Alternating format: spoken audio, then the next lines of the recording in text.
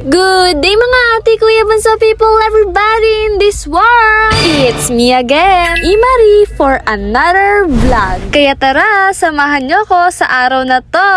Welcome to my real life, Real Ims. For today's ganap nga po natin sa vlog ngayon ay saktong meron kaming natira kahapon na kaning bahaw. Kaya naisipan ko pong magluto ng sinanag. Pero hindi lang ito simpleng sanag na kanin ha. Dahil hinaluan ko rin ito ng tokwang ginayat-gayat ko ng maliliit. Kapag ganito na siya ka golden brown, isang tabi muna natin bago ilagay ang bawang. After nga rin po nito mag golden brown, isa lang na rin po natin dito ang kanin na bahaw. Ang nilagay ko na lang po na seasoning ay ginisa, tapos may betchin at kaunting asin. Naglagay din po pala ako ng siling labuyo para may konting sipa ng anghang. Haluin hanggang sa mag-mix na silang lahat. Pagkatapos ko po magluto ng sinanag na kanin ay hinahon ko na rin po agad para makapagluto naman ng partner ng aming kanin. Ito ay ang tuyo na galunggong. Share ko na rin po sa inyo na itong tuyong galunggong ay pinaka-bestseller namin sa mga tuyo dahil hindi raw ito gaano kaalat. Basta kapag nag-crave kayo ng mga tuyo, dayuhin nyo kami. Kapag dumayo kayo, meron kayong free chismisa. Hala, hindi. Habang piniprito natin sa mahinang apoy ang tuyo ay gagawa muna tayo ng sausawan. Hindi ko nga po bali ito i-voice over kasi kita nyo naman nagsasalita ako sa mga video.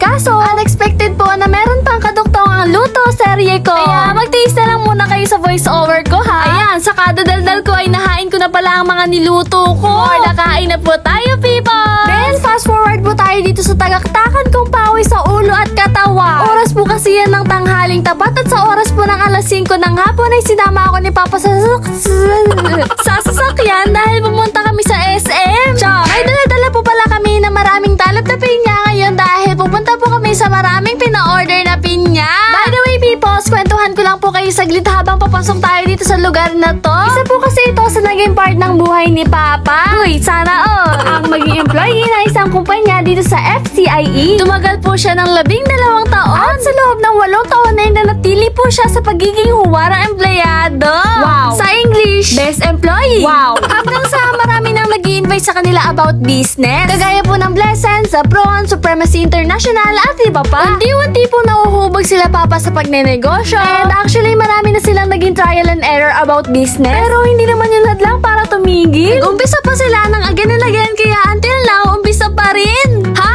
Emelo? At ayun, hanggang sa magkaroon po sila ng 2 pwesto.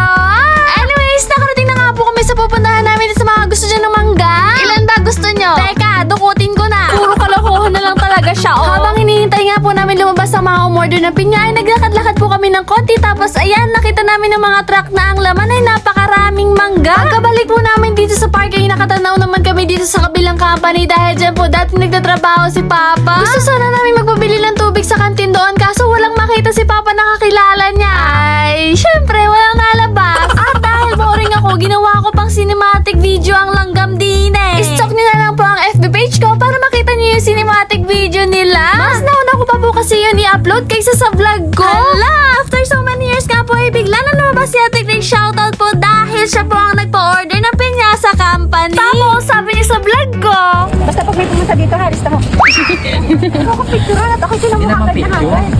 di ang picture? Video yan. Video. Iya pa isali sa vlog pero bawal natin hindi isali to. Dahil siya po ang nag-help kay Papa magpa-order ng pinya dito. Bali people, sinihintay namin ang labasan nila ng 7 PM kaya marami na rin po naghihintay dito ng mga service pa uwi. Tapos panailista-lista lang muna ako dyan.